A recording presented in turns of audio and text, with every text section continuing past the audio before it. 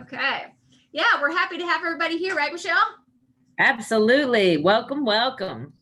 And we don't quite know how you did in January because we are still in transmittal, even though it's already February. We don't have any January numbers for you yet, but we will let you know once we do know.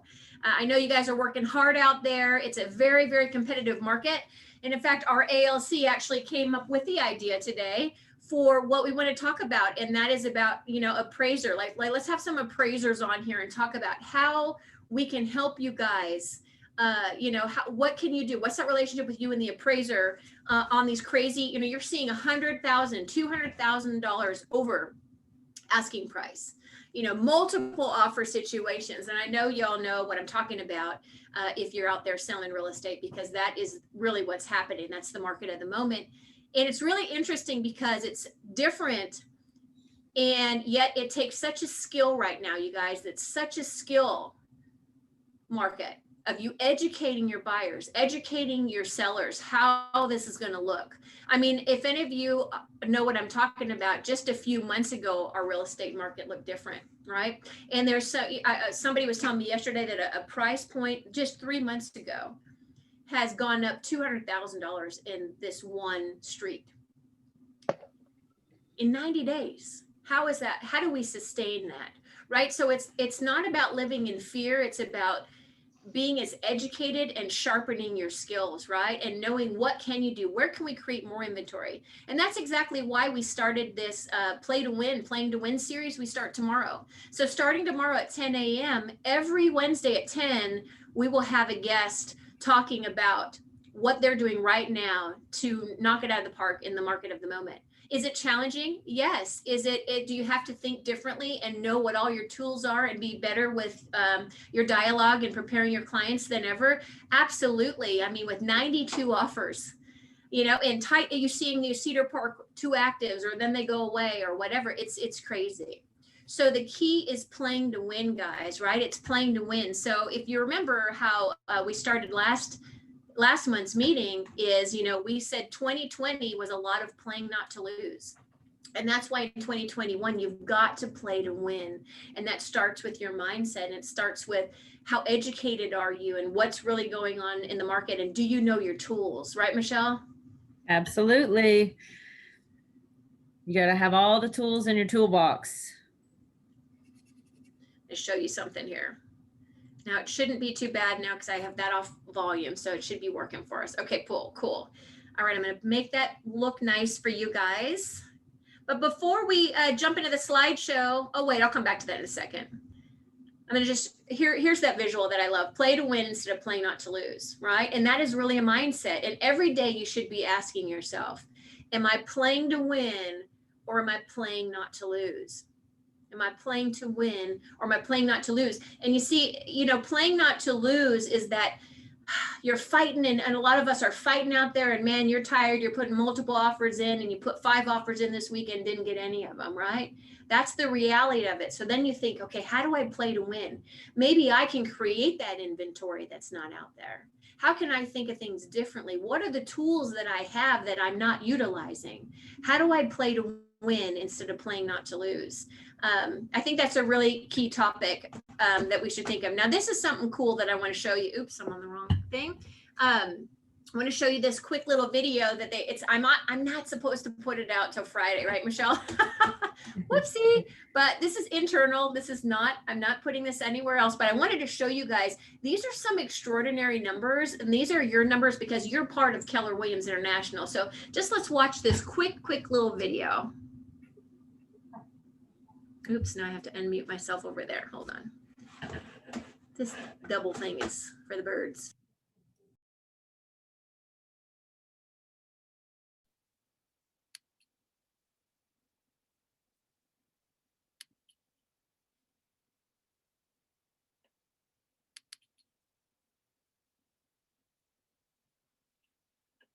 Okay, I'm not sure what I'm doing wrong. Hold on 1 second.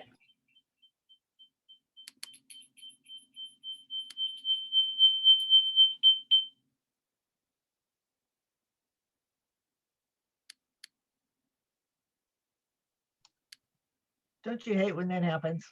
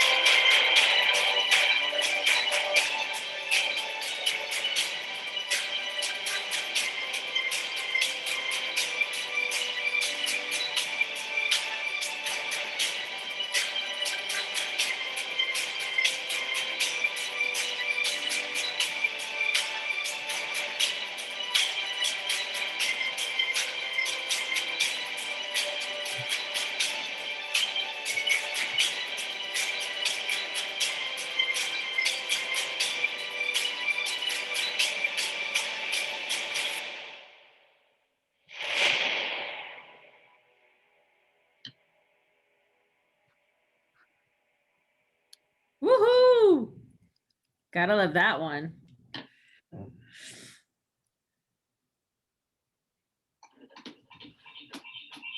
my gosh.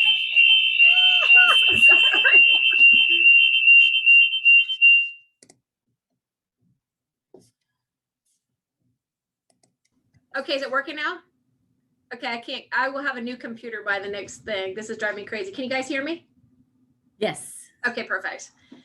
Woo! I love doing this. I just said, I gotta tell myself, I'm playing to win, and I'm just gonna make it work. When technology does not play along with you and your stuff doesn't work, you just make it work, right? So I'm just grateful to be on with you guys. So thank you for your patience with, like even my slideshow's not playing the right way, but you can see the point. But wow, 20 people joined, Michelle. That's amazing, right? 20 people, 20 new associates have joined and partnered up with Keller Williams. You know, one of the things I'm most proud of in 2020 is our retention was up 42%.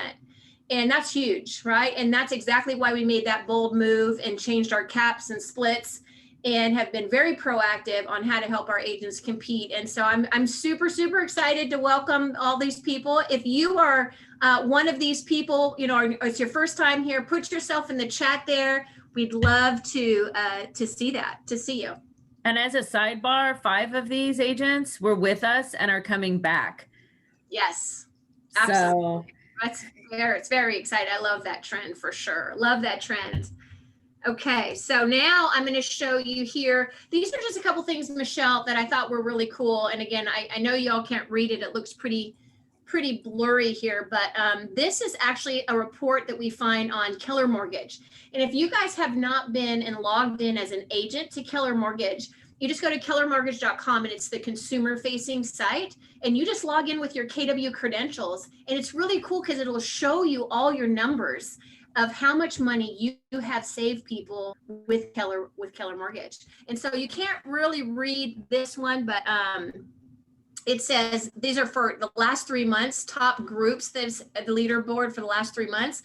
And that's over 20,000 with the OT group, over 15,000 with Terra 360 group, Hayer group over 15,000. I'm sorry, this is so blurry.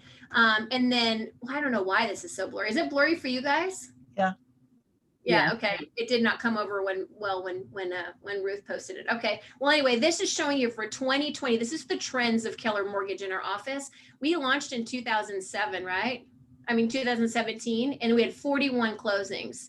And then the next year, we only bumped up barely. I mean, it was a slow start, right? And then it went up to 136. And last year, 243. 243, you guys. That's huge. Which actually translates to, oh man, these are so blurry. I apologize for that. It was like 3,000 less than $1 million that you guys saved consumers with Keller Mortgage.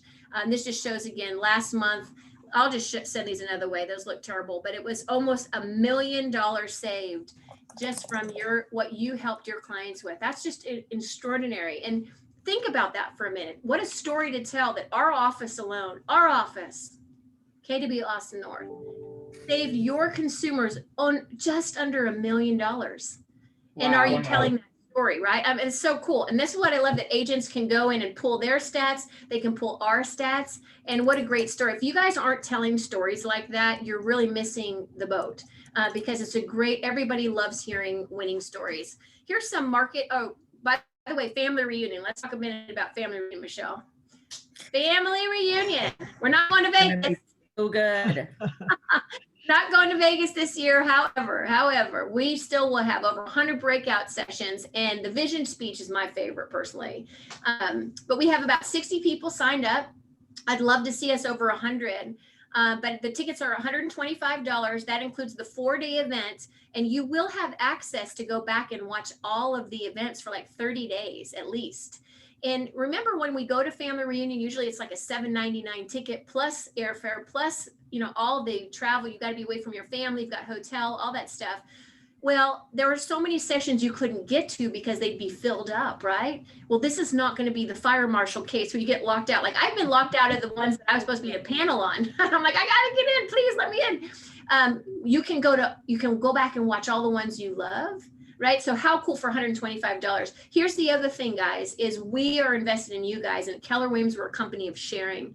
If you have a guest that's with another company in Austin, okay, let me make it clear, because I get people like, hey, I've got a friend in Florida, I've got a friend. No, sorry. If for us to make that investment on your behalf, we want them to be potential for our office in Austin. So if you have somebody that's with another real estate company right now that you would like to invite as a guest, let us know and we can talk to you, and we'll probably pay their ticket. And if we get 2 guests, we will pay yours as well. So I'm telling you, I'm not seeing a lot of names coming from you at Mega Camp. You guys were all over this, and you're being kind of quiet. I'm like, this is like a 4-day event, the like best event in the industry. I mean, I think they said like 60,000 people they're estimating are going to be there.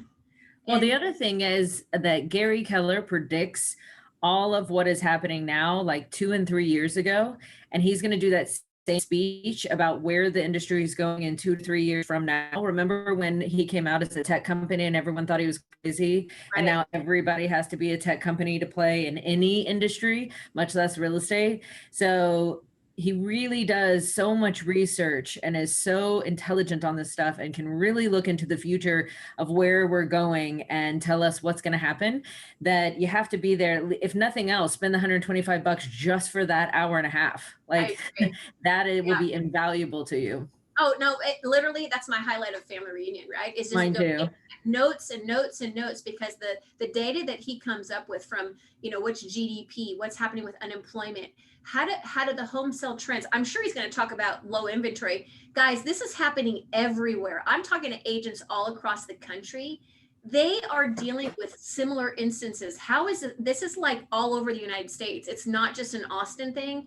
I do think it's especially a challenge here because we have so much growth. And you think about all those companies that are moving here, where are they going to put their people, right? So I don't see us slowing down anytime soon. So we've got to be creative and finding ways to create our own inventory. So really that vision speech, though, is also, Michelle, my absolute favorite. So if you have somebody you would like to invite them. There's a great link we can give you to send them. And if you have them confirmed, get with Ruth or Michelle or I, and we'd be happy to confirm them.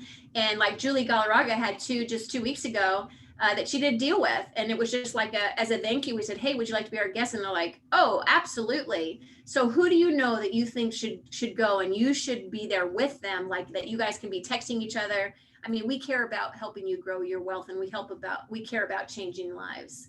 And this event, this and Mega Camp are the ones to do it. So I want you guys in there, and I want you guys to find a way to think about who I should have there too, so that we can help you. This is the best tool we can use for that. Anything else on that, Michelle? No, that is perfect. All right, let's talk about these market stats. Michelle gets these done. Michelle, why don't you talk about this? So every year for about the last 2 decades, I try to pull these, or somebody pulls these, and it has just happened to be me the last couple of years. And you can see we are the 800-pound gorilla in Austin. It takes the next companies, down quite a bit to compete with what we do. And it has been like this, like I said, the last 2 decades. So this is always really good to use in your listing and buyer presentations. Hey, Mr. and Mrs. Seller, there's a reason why people choose Keller Williams. We help you get more money with less stress. You want more money and less stress, right? Great, sign here, press hard. So utilize these in your listing agreements, your buyer rep agreements, and these come just from ABOR, so you know that they're legit stats. And the other thing I always like to talk about here is this doesn't include new builds that are not listed in the MLS. So we have a lot of that happening right now, so that skews our numbers even higher. So. Okay, awesome. And do we have these posted on our website somewhere, Ruth? I think we do. Yes, actually on our Facebook private group, they're attached as PDF files in the file section. But also, if it's easier for you, if you shoot me an email, I can send over the PDF and the JPEG for you to make it easier. So let me know if you need it. Yeah, and I agree. The whole thing is we've got to push forward, guys, because people are on, it's a super competitive, arena that we're in. And so it's about market share. Now it's the market share grab. And he who grabs market share in these kind of markets, right, really gains big time. So we're actually not happy with that number, and we want that number to be bigger. And that's why I came to the north, and Michelle and I are super focused on helping you guys grow your businesses big time, because nobody has more opportunity than Keller Williams to go out there and win, but we got to play to win, and we've got to use the tools that we have, and we got to go out and take that market share. So, $1 Million Club, congrats to all of our people. I'm not sure why these are all super blurry, and so it's not my eyes. I was like, do I need a new prescription? But no, these are all very blurry, but we post these, we celebrate, we love being in business with you guys. So just congrats to all of our agents that made this. Mr. Paul Campanaro is back doing his thing, 8 o'clock every morning. You guys are welcome to join. Very cool. He is doing scripts, and we have that also. If you guys are not on our Facebook and not on our kwaustonnw.com, you're missing out, because we have so much great stuff. And I know that Paulie breaks it down to like Mondays is a certain thing, Tuesdays is a certain thing, Wednesdays is a certain thing, and on and on and on. So make sure that you're plugging into those to really maximize all of the things that we're offering. Again, I talked about tomorrow is playing to win, and Victor Nino is going to be there as my guest tomorrow. Super excited about that. Every Wednesday at 10 o'clock, you can find us there. Every Wednesday at 10. What I'll do is I'll record the first session, the first part of it, and then it'll be a Q&A and mastermind the second half. So it'll be 1 hour every Wednesday. Let's just get that on our calendars, because again, it's sharpen our skills time, guys. This is high level conversation, and we want you to play and be your best self. So come and play with us. There is another addition to the hiring best practices. Vanessa, I saw you hopped on. Are you in there? Yes, I am. Good morning. Good morning. Well, come on and talk to us for a second. Absolutely. I'll keep this brief. I know you guys have some really good stuff this morning. So I just want to make you aware. This is kind of a follow-up, not only to the first hiring panel that we did in December, but this is also a great piggyback for those of you who just completed career visioning with Jean Rivers last week. I was in that class and it was phenomenal. So if anybody is looking to make a hire, we are bringing in Leslie Vandergeist. She's the VP of People for KWRI. We also have CPA John Ziner here in Austin. And then we have a Keller Williams agent who's also actually an attorney. And the three of them are all going to participate in a panel with us where we can talk to them about smart hiring practices for agents. So what is the difference between W-2 and 1099? And when should you use which for your hires? How should you best set up your business to properly manage the tax implications around a hire? What questions cannot ask when interviewing people to protect yourself legally from an HR standpoint? All of these things and more. So I see you guys ask these questions often in the Facebook groups, and now we're bringing a panel where you can ask these questions and we have the topics covered as well. So that will be Wednesday, that's February 3rd from 11 to noon. I just put the information in the chat so you can register for that via Zoom. And also, I want to give you a heads up, our all-city meeting next Tuesday on the 9th, we are going to be rolling out our first Leverage Lab service. So I know you guys have been waiting for this patiently, and next Tuesday we are going live with Command Payday, which is our first offering. I know, I'm like jumping out of my chair. I'm so excited. So we're going to be rolling that out to you guys, giving you more information. And then shortly after that, you're going to see more and more services added. So please tune in next Tuesday for us to share more details about that. I love that. And it's the fabulous Dave Jenks. I mean, that's going to be a treat in itself, right? So very, very exciting. So you don't want to miss any of that. Well, Vanessa, thanks for hopping in with us today. Absolutely, guys. If you have any questions, I'll put my email in the chat as well, and have a great day. Okay. Thank you. Bye. Thank you. All right. We've got just contracts class again this week. Just if you've not gone to that or you want a refresher, it's Thursday at 1. Homeward.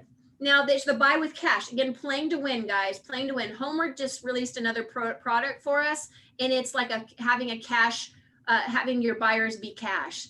And we're actually doing a class just for Northwest this Friday at 1.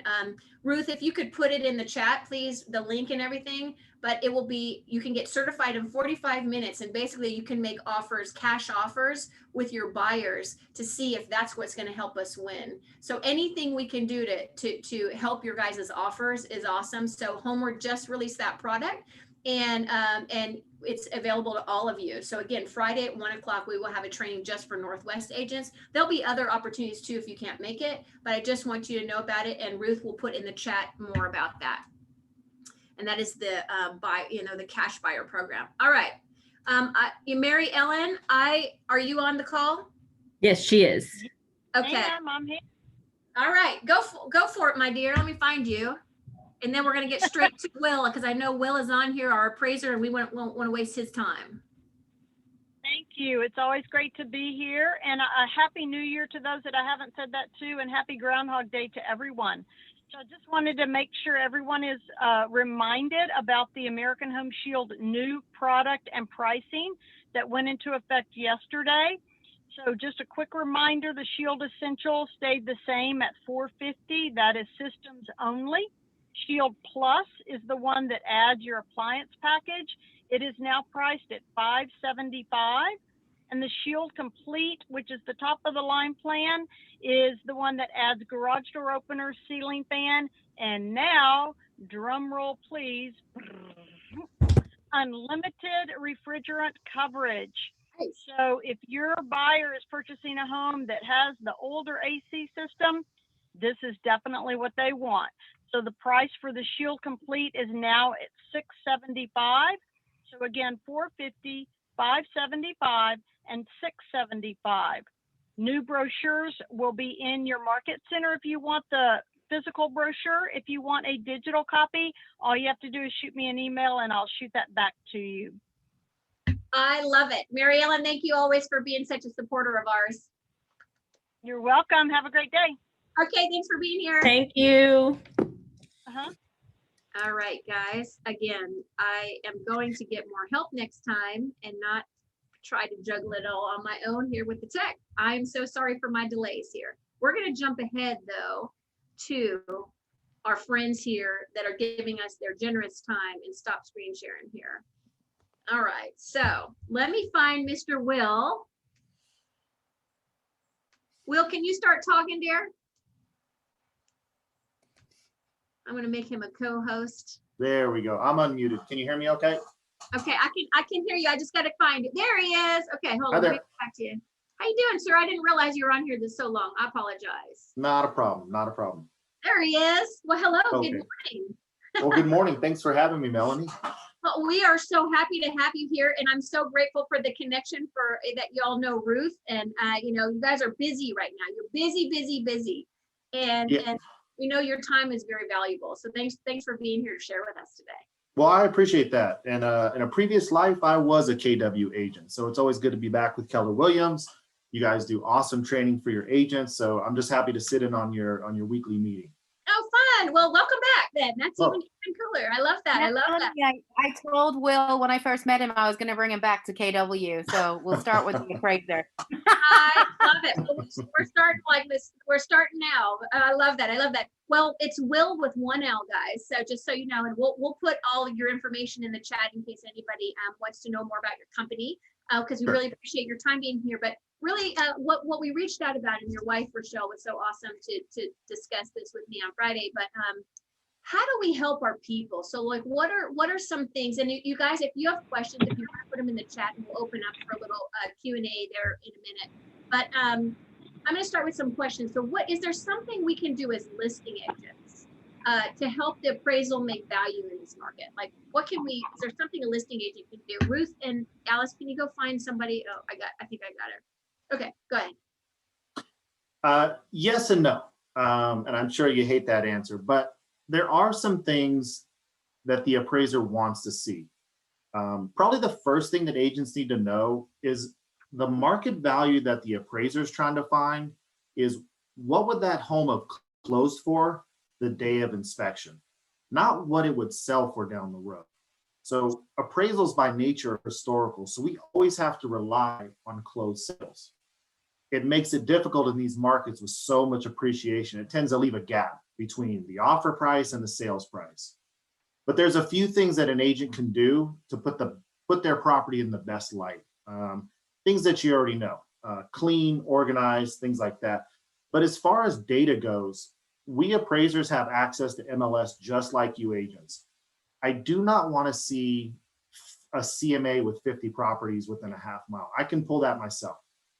What I want to see are homes that you feel are particular matches to this subject that are very recent, especially, and I can't stress this enough, especially if you have off-market sales. Yeah. Now, in order for us to use an off-market sale, it has to be verified by a third party. All I need is a closing document, a HUD statement. You can black out the buyer's name, you can black out the seller's name. I don't need anything like that. I need to see something to verify that it's closed. Now, typically we use MLS and Realist, but like I said, if it's off market, those are really helpful. Okay.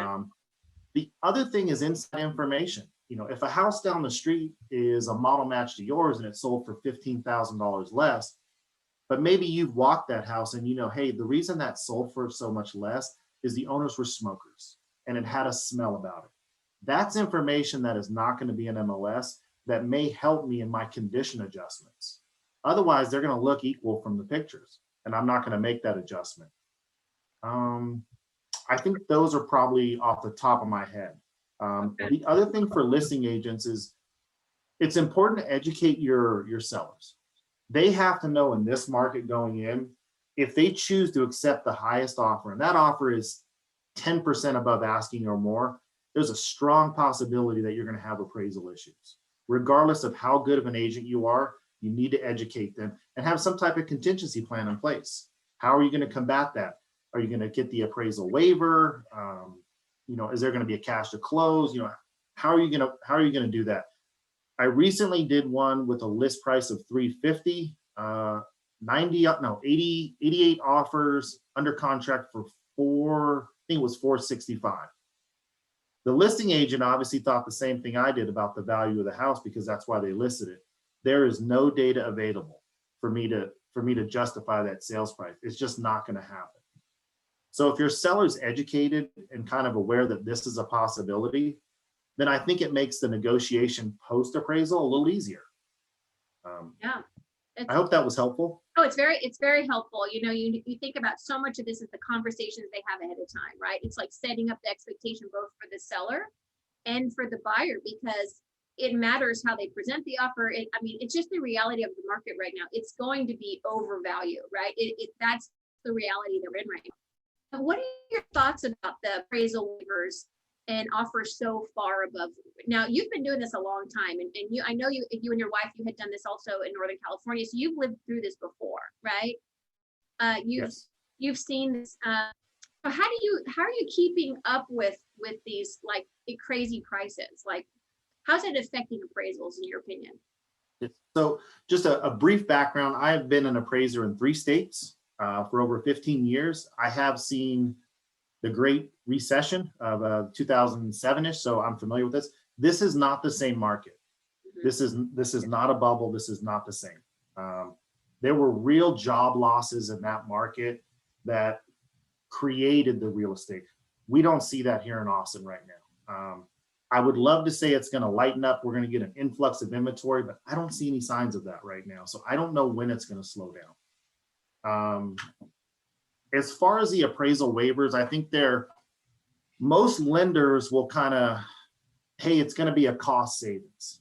But in reality, for a typical appraisal, your cost is going to be around $500. In a transaction at 300 grand plus, that's a really minimal amount. Right. Especially if I'm the buyer and I want some level of confidence to know that I'm not overpaying. I know agents that will pay for appraisals, you know, and things of that nature. I don't think it's worth it in that aspect. I was talking to an attorney who represents appraisers a few months back, and he had said, you know, I wonder when they're going to go after agents, because when you get an appraisal waiver and the agent advises that buyer to go ahead and waive it, well, that agent has a fiduciary responsibility. If that property is overvalued, could someone sue the agent? I don't know if they would win. I'm not an attorney, right. But that was brought to my attention from an attorney. So before pushing your buyer to do that appraisal waiver, you may want to think about that. Right. Yeah. And that's, again, do your own due diligence on that. That was just kind of a topic of conversation I had. with them. Actually, I'm glad you brought that up. I was on my OP, operating partners, like the Mhm. ownership group representatives for our region, yesterday morning, and Avis Wukash, if you know Avis, she's she's an OP up in Georgetown, and she was a commissioner for Texas. She's really up in the know, right? And she was talking about that.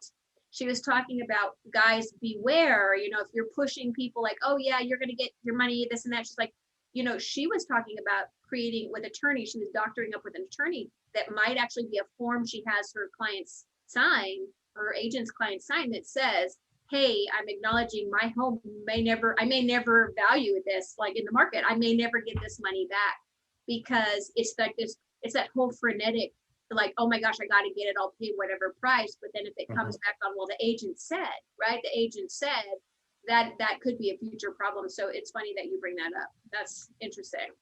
So do you think, Will, how long do you think, because these are questions I got from my ALC members, how long do you think, if ever, that it will take for appraisals to catch up with the rapidly increasing price points? Like, do you think that will ever happen? Do you think the value will ever be, not right now, like right now, as you're appraising, what kind of increases are you seeing? Because now all of a sudden we do have all these homes that sold for so much higher. Now they become a comp, right? So, which you probably consider or do you not? Like, how does that work? If you've got, like everywhere we're seeing 100,000 over ask price, 200,000 over ask price. Now, when they sell, because this last 90 days, we've really felt this extreme, shoot up a price, like enormous, right?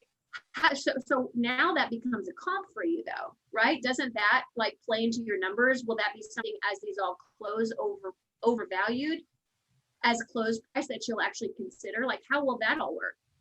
Yes. So Fannie Mae requires us, and that's for almost all mortgage transactions, to have 3 closed sales. Okay. Have to have it in that form. So depending on the market is depending on what comps I feel are best. Right now, I'm looking at houses that may be not quite as similar. I want the most recent sale I can find. Right. I need something in January, preferably 3. That's not always the case. And I can adjust for things like square footage and bedroom and bathroom count and lot size and all kind of good stuff like that. The time of sale adjustment is a little trickier, and not every appraiser makes it, but it's essential in this market. It is absolutely essential. So you need to make, if you're reviewing an appraisal that came in and you feel like it missed the mark, you feel like, hey, I had 30 offers on this. The first thing you need to do is look on page 1 when he describes the market. Is it increasing? Okay. If it is increasing, somewhere in the body of that report, it should say by how much. 12%, 10%, whatever the case might be, okay? Let's just use 12%, for example, that he said that. Well, then in that sales grid, right next to where it says contract date, he needs to have made a time of sale adjustment. And if it's a 12% appreciation, that's 1% appreciation every month, not from close date, from contract date of the comparable, because that's when the meeting of minds occurred. So for instance, if we're in December and the property closed in September but went under contract in June, well, that's 6 months. That's 6% of sales price. He needs to have made that adjustment. If he did not, that is valid grounds to have some type of appraisal rebuttal. To have a buyer's agent go back to the lender and say, hey, we want to dispute, we want a value reconsideration is the term they'll use. We want a value reconsideration. Show your comps, whatever you feel most appropriate. But most importantly, he called the market appreciating, but he didn't make an adjustment for it. And so that's, to me, that's kind of the way we catch up. I know you had kind of said, and will appraisers catch up with the rapidly? So I take a little issue with that, because I don't think the appraisers are behind. Right. I think the appraisers are reporters. Yeah. And we're kind of reporting what we see. Just like when I hear an agent say, the appraisal came in low. Well, I don't know if the appraisal came in low. The appraiser is just reporting on the market data. And so, I think that just the change of those wordings affect how the transaction goes when you talk to that appraiser. Right. Instead of implying, hey, you blew it here, you can say, how could we partner And Right. can I shed any light on this for you? Can I help you in any way? Because this is what I see as the agent.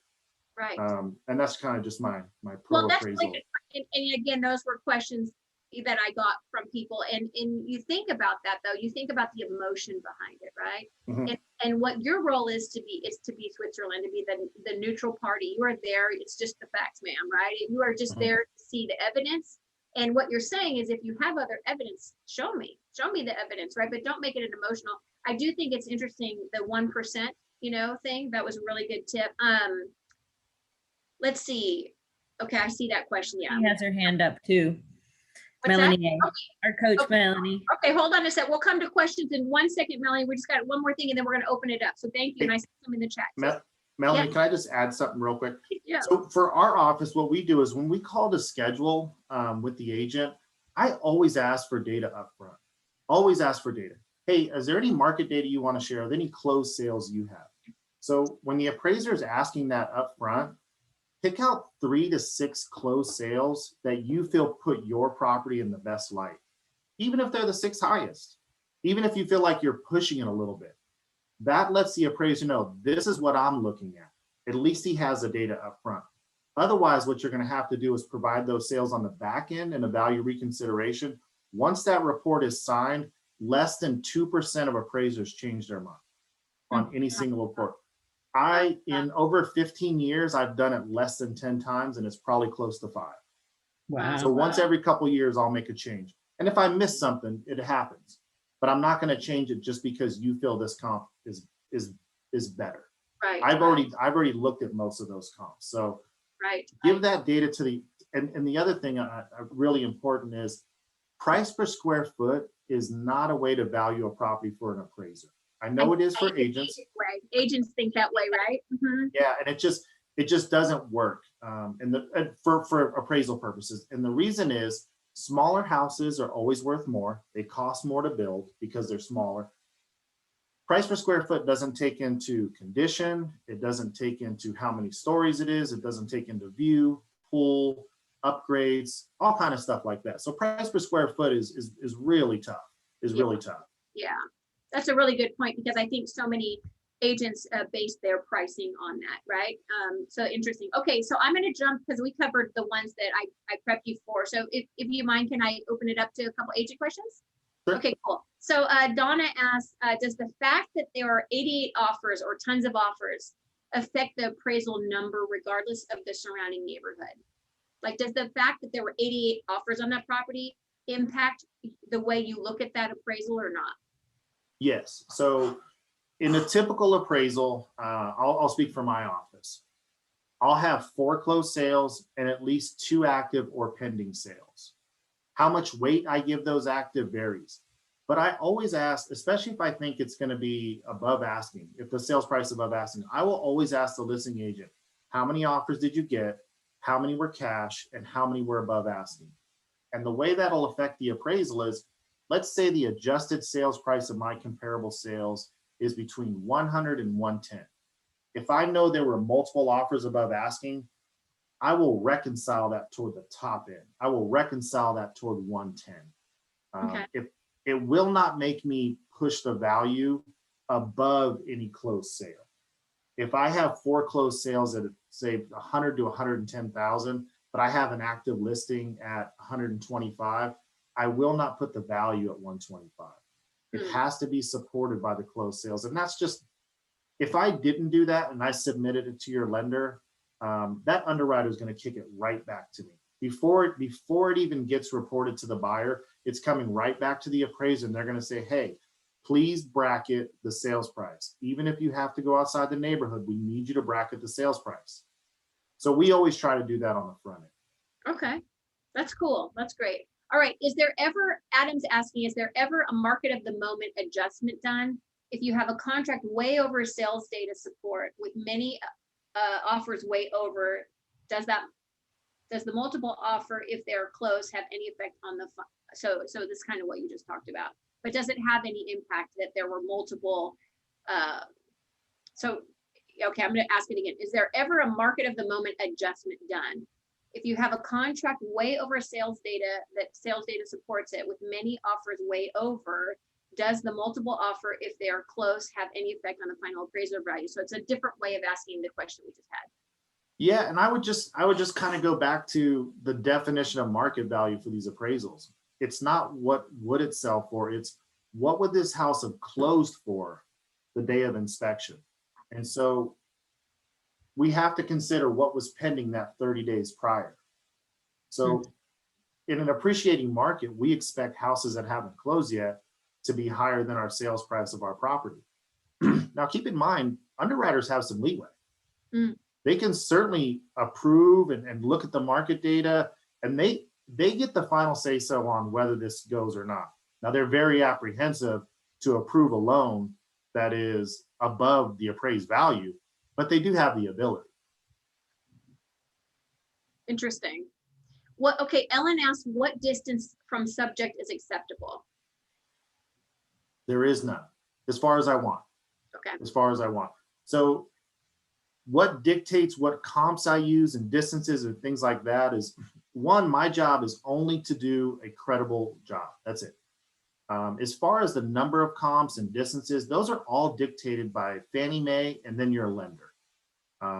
Most lenders wish it would be within a mile and within 6 months. That's kind of their wish list. If I don't find what I'm looking for, I'm completely able to go outside a mile, past 12 months.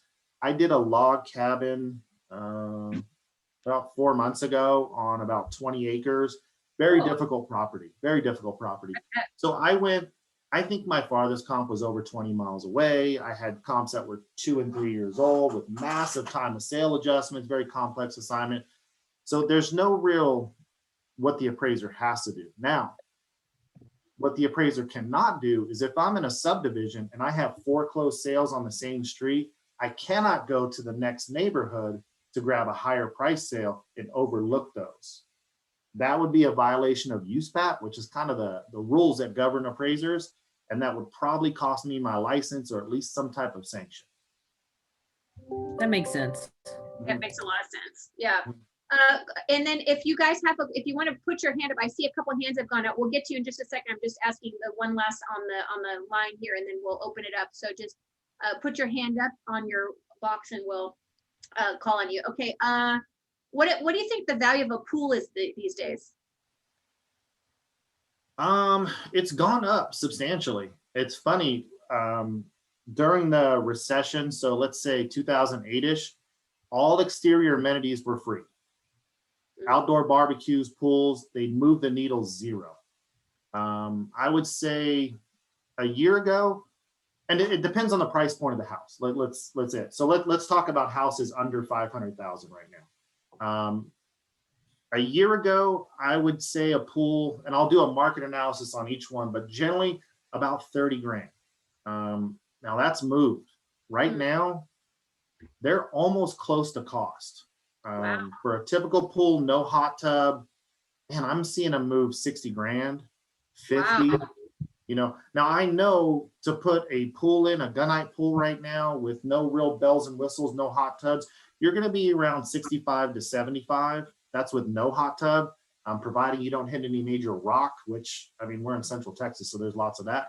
A lot of They're that. kind of that 65 to 70, but I see my adjustments working out real nice around 60 and 50. So people are wanting them, and because it's difficult to put pools in, and the price of those are going up. Right. So if you find a house with a pool in, absolutely, I'm willing to pay another 50 grand for it, maybe 60 grand for it. Higher end houses, you'll see more. You know, if it's a $1 or $2 million home, it's rare that I'll go above 100 for a pool, but then there's usually external amenities, you know, water slides, outdoor kitchens, and I'll adjust for those separate. Okay. Yeah, that's good info. Okay, Cynthia, I'm coming to you, dear. Cynthia's got a question here. Not so much comments on some of the things I've seen in there. I do try to stay up on the USPAP guidelines on a regular basis because of these things. I've seen comments in regards to, I don't get the calls from the appraisers. This is my polite feedback to the agents, and I would like your opinion on this, Will. When the option period is up, I take that lockbox off. It's gone. You want in that house, you have to go through me. Make yourself extremely accessible, though, to the appraisers. Get out of their way. I do, if I'm allowed, in previous markets I wasn't, now I can. I do send my appraisal packet over, Will. I try to do 3 to 5 bullet points per comp as to explain why theirs is better in the kitchen, but ours is better here, and why, going back to the data that you want. And the PDFs, I try to stay within 2 miles. If I have to go out, I try not to go more than 5. And I do follow the 6-month rule. Is there anything else we can be adding? Like I have a farm, has no amenities, the neighboring one does. I make note of, hey, we're a little less because this community has 3 pools. We don't, that kind of stuff. What's she But missing? if you want to meet the appraiser, want them to call you, change Yeah. it in MLS and take the lockbox off. And protect your seller. It's your job to protect your seller. I start my appraisal package once we're out of option. Yeah, that's really good stuff. To be honest with you, I personally don't mind meeting the agent there. Now, with the pandemic and whatnot, not as much. I'm okay with you taking the lockbox off. I want to talk to you before I get there because I usually I'm grabbing the person's dog and taking it for a walk while you're there. Perfect. I want to talk to the listing agent specifically before I get there, or at least my officer. Tell me why the house sold. Besides, obviously, the market's crazy right now. Besides that, so if you take the lockbox off, that's great. My office is going to call you anyway. The package you talked about with specific comps, perfect. As far as differences in neighborhood in 2 mile and 1 mile, rather than a radius, what we look as specific neighborhoods. You know, like if I'm looking, I don't know how many of you are familiar with Leander. If I'm looking at homes in Crystal Falls, which are nice upper end tract homes, and I want to compare those to Grand Mesa, which tend to be custom or high end tract homes in a gated community, it's not a matter of 1 mile or 2 mile. There's some neighborhood boundaries that you really have to look at. And the best way to do it is just do a CMA for all these houses in this particular neighborhood, Crystal Falls, whatever the case, with let's say 300 to 400 square foot difference. Look at your price per square foot. Then do the same for the other one and look at your price per square foot. And that'll tell you real clear if there's a difference between those 2 neighborhoods. If one is selling for 10% higher per square foot, well, you know that the market's paying more to be in that neighborhood. And you could attribute that for better amenities, it's gated, whatever the case might be. But that's how I would check that. On communities like that, do you take into, there's a big difference between a KB home and a Drees home. Right. Absolutely. Big time. And back to the pool amenities and the outdoor stuff like that, because I have had to change how I do it lately.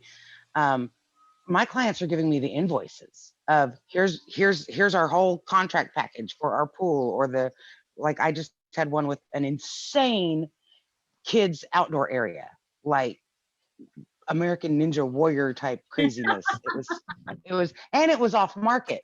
Going back to the off market, other agents aren't as quick to share their off market closing disclosures.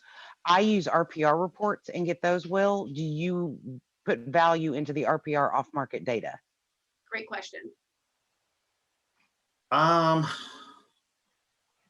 it is public record. Yeah. The hard part about that is I need to be able to confirm the price and terms. I have to be able to see and that. usually in that case, I will, if the agent won't give me the disclosure, and I tell them this is for an appraisal, I'm not doing anything else, just sold, it's not going anywhere.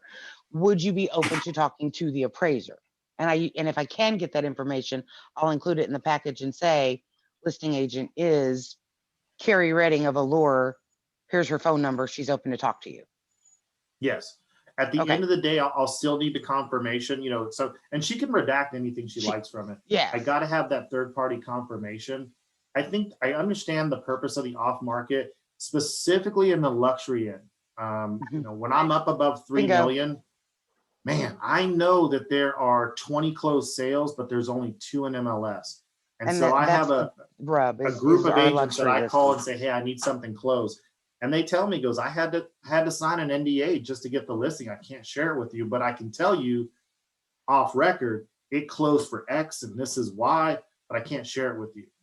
Some of those assignments, I will just turn down because I don't have access to the data. I can't do a credible analysis on it. So agents that work in that market, be aware of that. In all these crazy multiple offers, do you want, because again, it's a different market, Back in the day when it was 5 offers, not 50, I would include page 1 of every single offer. Not for 50 offers. No, I'm not Give going to do me- it for 50, No, but on give the me your 50, give me your I'm 3 or using 5 the top, best. I'm using the top 10%. So hoping that Give me that give shows me your 3 or the 5 best. Give desire. me your 3 or 5 best would be fine. 3 or 5 Okay, best. That's all I need. and And I do that's a that to really show what the good market point, will bear. Cynthia, Mhm. I'm That sorry. that's another good point, is that if anybody that's an agent gets a call from an appraiser or from another agent asking to share that data, do it. This is Cooperate, help each other. Yes, absolutely. Exactly. All right. Cynthia, thank you for great questions. You're welcome. Okay, Melanie, you had something. And then we'll get to Victor. My question was along the lines that everybody else asked too. If we have 98 offers on a property, so I used to say, well, it's what the buyer's willing to pay, what the seller's willing to accept, and what the appraiser's willing to bless. So with 98 offers, wouldn't that entail you to bless a higher price than maybe what has sold? So that was the line of thought that I was going down with. You would think so, right? You would think so, Yeah. but if you think about that, yeah, it doesn't, right? Yeah. Really Well, interesting. I would always counter that, because I've heard that statement, what the appraiser is willing to bless is, have you, especially you experienced agents, have you ever had a buyer that you had to rein in, that you had to caution, don't overpay for this, sit tight, Absolutely. in different markets? Yeah. And so part of the definition of market value is a well-educated and well-informed buyer.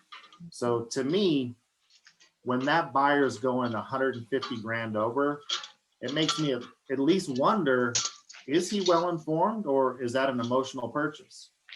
So that's why I have to revert back to the closed sales. I have to see, well, what's the market say? Yes. No, I get it. And I've had that situation before. I've told somebody that they have to write me a letter if they want to make an offer on this property, because I thought he was making a mistake. I was like, Melanie told me not to buy this house and I chose to do it anyway. So I get it. It's just that we have so many people missing out on a house, and now they want to get it and they want to get one, and everybody else is, willing to go up. So isn't that telling us something? So yeah, Frenzy. I get it. Please put that in writing. It's almost like an attorney might say, it's not what I think, it's what I can prove. I have to go back to that underwriter. Like I can tell the underwriter, I can call the underwriter and say, hey man, there's 80 offers on this property. And they're gonna say, great, show me some closed sales to support it. Now, And that's the rub. Now, if we don't have an appraiser that's blessing this price, then getting that closed data is difficult, because they're not, if you're not blessing that price when people are willing to pay it. So that's kind of where it turns into like this mind trick. So I would say it goes back to client education for you agents. And I've been in your shoes in this very similar market. And I know it is extremely tough, especially for the buyer's agents. My heart goes out to you. It is very competitive. Yeah. But you really have to educate those buyers and sellers. It's going to take cash to close. If you're coming in with very little cash, the market's just not going to allow it. Now, once we get some closed sales of these higher price points, the appraisers can use them. But really, there's nothing I don't even have the ability to use all active listings. If I were to do that, the underwriter would just kick it back. Right. It would never get processed as an appraisal. The loan would never close. And if I refuse to do it, hey, there's 80 active listings, I'm sticking to this. He would say, great, ATX appraisals, thanks for playing. I'm going to go to this appraisal firm because I need a valid appraisal. Right. Yeah. So we're kind of in that box as appraisers. Yeah. We don't really have any choice Yeah. with that. Yeah. Yeah, I get it. Yeah. Okay, cool. Victor, what you got? Oh, you're muted, dear. Oh, okay. No, so a couple things. Solar panels, do they help or not? And if so, how much would we gauge for it? Not as much as the solar panel salesman tells you. Not as much as a solar So panel. what should the we way- tell clients when they're saying, hey, Victor, I'm thinking about putting solar panels. What are your thoughts when it comes to value? What would be a sincere answer on that? It really varies. It really varies depending on neighborhood. If you drive through the neighborhood and you can see 5, 10, 20 houses with solar, you're going to have some good data to support a value. I can count on a handful of times that I have valued solar panels at cost. It's extremely rare. So let's say a typical solar panel array is going to be somewhere around that 30,000 mark. Okay, somewhere in that general ballpark. I've seen them for more, I've seen them for less. If you're more, that better be a really, really, really big house. Right. 30 grand is, and then hopefully your buyer is going to get some type of rebate to knock that cost down to about 20. You may get about 15 from your solar. And to be honest with you, I would say less than 25% of appraisers understand how to do a valuation of solar panels. The way I do it, I do a sales comparison approach. I'm going to compare like houses with solar panels, but I'm also going to do an income analysis. I want to see what those solar panels produce every month, how much it saves them. And so how much, depending on how much it saves them, how much additional buying power would that translate into? You know, if I save $200 a month more, how much more house could I get for that? And that's kind of now I have two ways to value those solar panels. And maybe one says it's worth 20 and the other says it's worth 16. Well, now I know those solar panels are worth somewhere between 16 and 20, and maybe I call it 20 and maybe I call it 18. Most appraisers will not do that. Maybe 25% of us will value it.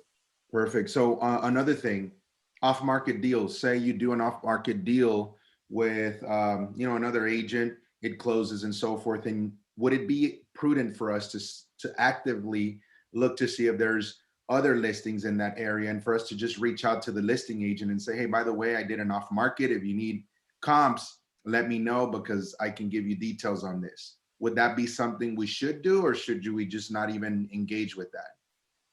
I don't know if that would be the best use of your time, and I certainly don't want to dictate your calendar. I wish there was some type of depository for these off-market sales that could be held confidential for licensed realtors, appraisers, where we can kind of look at, some type of agreement in place. And I've actually thought about creating something like that with my higher end agents, say, look, I'm licensed and bonded and we have a working relationship.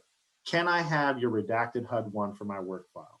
And in return, the service I'll provide you is when you get an appraisal, I'm happy to provide this free information for your appraisal. Because the off-market stuff is great and I get it. And I love that we're a non-disclosure state, but it hurts. There's so much of it, right? There's so much of it and we don't have the data. We don't have the data, right? Yeah, exactly. Another thing, I've noticed that there's certain agents that once they have a closing, they'll remove the extra pictures, which I'm thinking it makes it difficult for appraisers to go ahead and figure out what that interior looked like. And it seems that it's the same agents. And I'm like, why are they doing that? And is there a rule against it? Yeah, that's weird. Victor, we've had to do that on some of them because people want privacy. Oh. And we don't own those pictures. And there are the less scrupulous agents out there that will steal your pictures for their marketing. So there's a lot of different factors, and we've got to watch our disclosure. And to answer your question, Victor, I've run across the same, and kind of what we do as appraisers in those situations is I look for pictures, then I look for past listings. If they're really, really old, 4 years old, then they're useless to me. Then I call the listing agent and I call the buyer's agent and say, hey, give me a little description of the inside. Was it updated? Was it not updated? If I strike out on all that, I'm going to call it average. And so that means if it was updated and nice, you're not going to get the credit for it.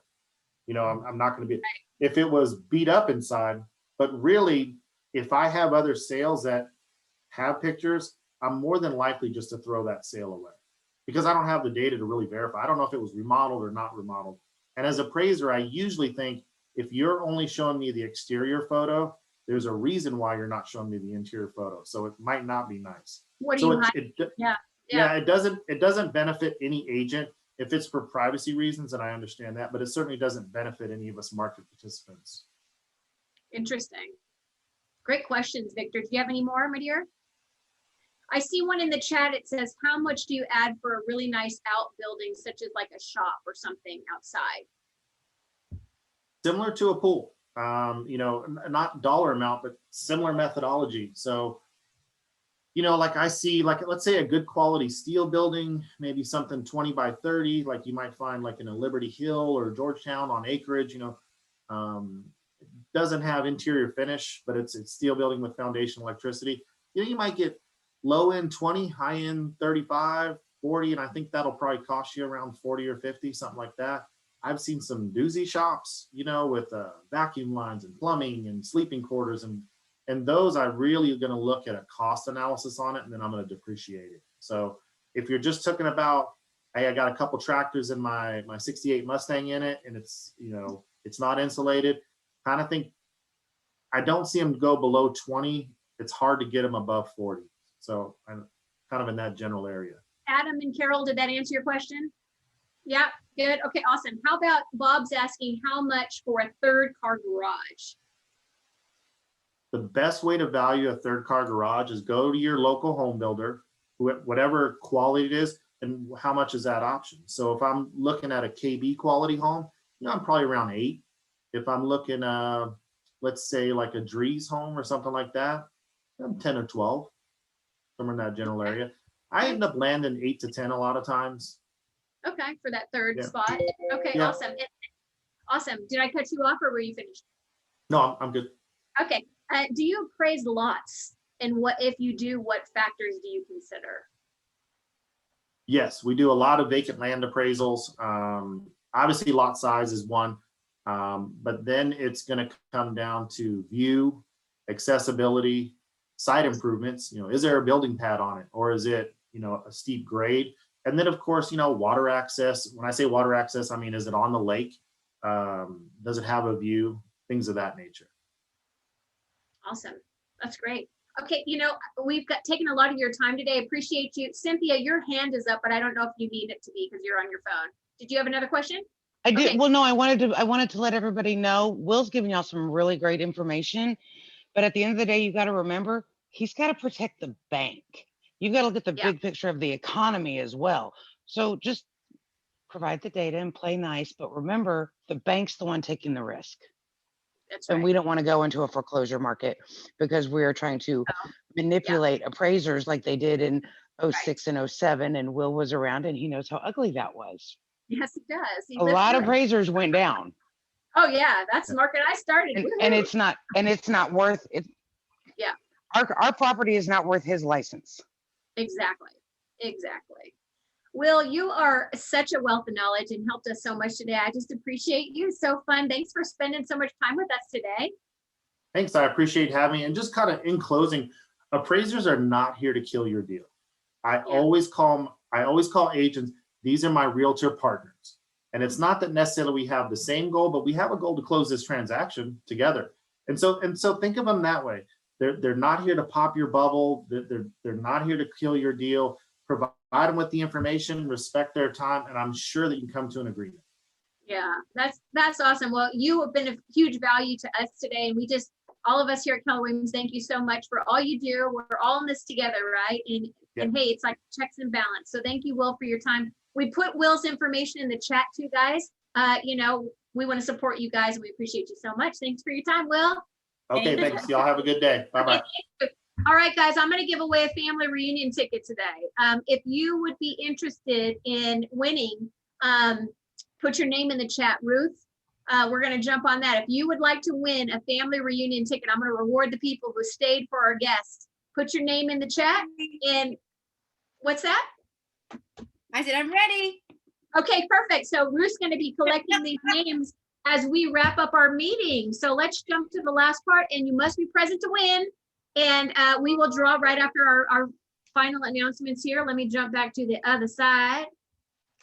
Hey, he was great, huh? What a great guest to have. Really, really appreciate that connection, Ruth. Great job. Okay, can y'all see? Yes, we play to win. Save the date, guys. We are playing to win at Austin Northwest. Save the date for our virtual awards ceremony. Will be the first Friday in March. And I'm not quite sure that's going to be the time, but time to be determined. We are still deciding, but it will be that day. We're still deciding if it's going to be a day or evening event. But thank you, Ruth. I love that.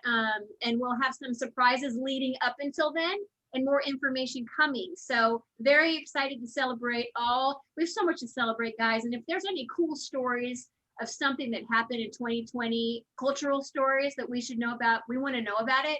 because we want to honor those two. I mean, what a year, guys. And so we're going to have a lot of fun with that, with a lot of cool things around there. So save that date. If we can talk about this later, but in command, if you guys want to play with some of the services that are in there, they've got like market my listings and stuff like that. If you want to check that out. Now, this is what I'm really excited about. The new luxury floor. By the way, Sharmila, I know you're on the call. Hey, so you know, we were able to get the luxury floor reduced from 1.26 to 1 million.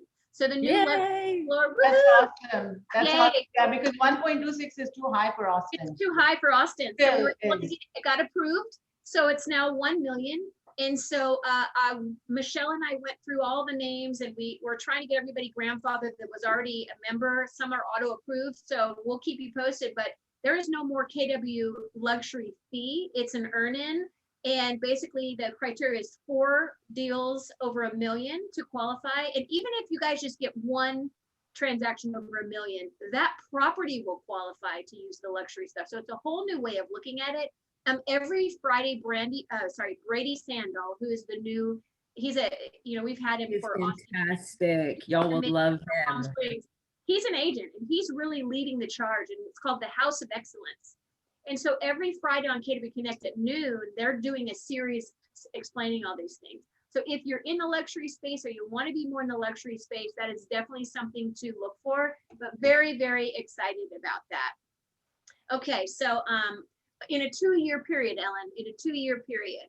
And so those of you that were in it, I submitted all your names to stay in it. So hopefully that will go through.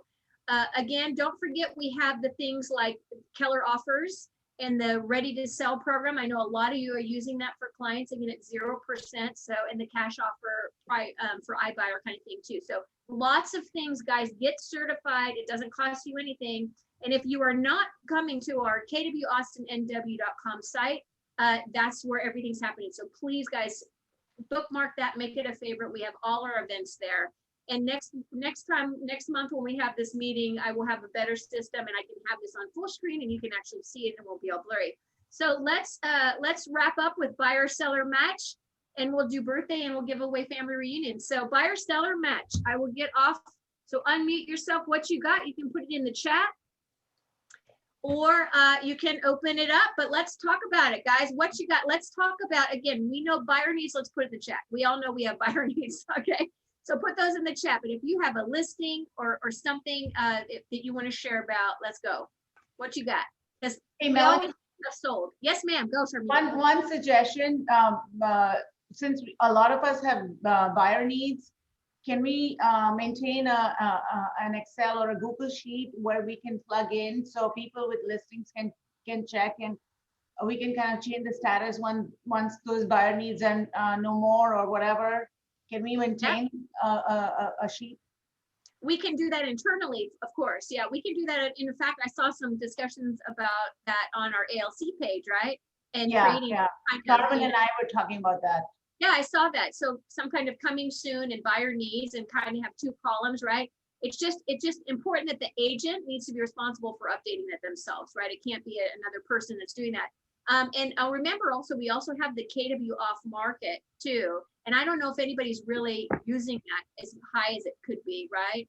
But I like that. I know I've heard that a couple times from the spreadsheet because it's just easier to track that way. So we can brainstorm around that. I think that's a great idea. KW off market and KW pocket pages are super busy right now. Yeah. That's the best place to go. I know. In fact, I need to get somebody in there, and I need to just pull the roster from us and South and this kick out anybody that's not there, not part of these 2 offices, because we can do that because of Gene Grubb, right? So we have a really that's almost 1,500 agents between 2 offices. And that's a lot. We're obligated to do that. Yeah. What's that? We're obligated to do that per the NAR rules. Well, that we have to do that. It can only be for our offices, but I'm saying it's a huge opportunity, right? That we should all be taking advantage of on that if you're not on there. All right, anybody else have anything to add to buyer seller match? This is Deborah Dawson. I do have a listing coming up if anyone's looking for in Lakeway. This office I know doesn't do as much out that way, but in Lakeway, 1 story with a pool. So if you have somebody looking in that criteria, please give me a buzz. I'll give you the details. Nice. What's the price, Deborah? Probably at 750, but expected to go for much more. Yeah, it's so Somebody crazy. posted looking for just that in KW1 last night. Oh, really? Wow. Cool. Thank you. Interesting. Thank you, Cynthia. Awesome. Anything else? Anybody got anything? Hey, Yes. I just listed yesterday a property in Dale, Texas. It's 4.49 acres. It is zoned both residential and commercial. 3.99 acres is residential and the 0.5 is commercial. There's an 11-bay garage that was functioning as a mechanic shop that the owner was leasing out. And there's also a small garage apartment above that structure, and it's a 1-1. And then the bedroom, or I'm sorry, the main house is a 3-2. It was built in 1930. Oops, sorry about that. It was built in 1930. So it's, it needs some TLC, but my client is really adamant about asking for cash offers. It's offered at $350. We already have one offer in hand as of yesterday. But we're really excited. It's in an area that's that has light restrictions. I guess I can't say no restrictions, but you have a lot to play with. You can get creative. Awesome. Yeah. Thanks, Joe. That's great. Okay. And Victor's got something. All right, so I have a listing that went pending and it's going to be coming back on the market. It's by Chinatown over here off of Breaker and North Lamar. So it's a 3-bedroom, 2-bath. There's a tenant, $300,000.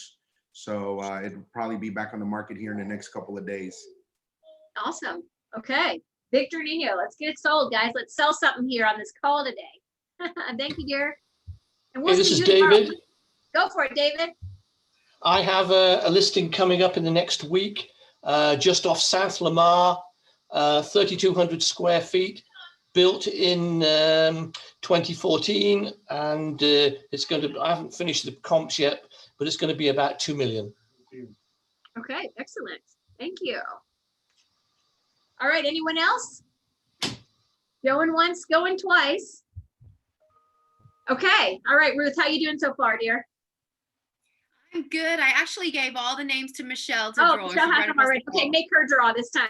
Okay, perfect. Okay, well, before that, where are February birthdays? Do we have any February birthdays? Anyone? Everyone's like, I'm not going to look into the camera. I'm going to look away. So nobody's going to admit that they have a February birthday. All right. Well, if it's your birthday this month, happy birthday. I know, yeah, Jean Grubb's birthday is definitely coming up in a couple days. So for sure. Okay. So let's do a drawing. Let's give away a ticket. Woo, woo, woo. We all know I'm not looking at the names. Who's going to family reunion? Who's getting a family reunion ticket today? Guys, remember, we want to bring guests.